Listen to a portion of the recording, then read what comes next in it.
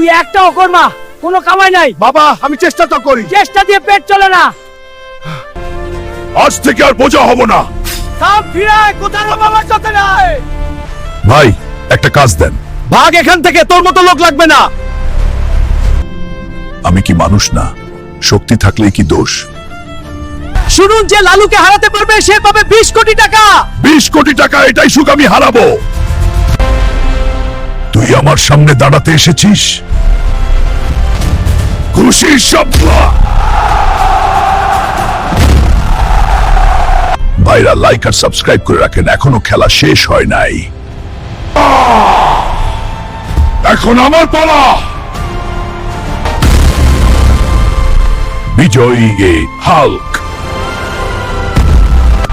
এই নাও 20 কোটি টাকা। আজ প্রমাণ হলো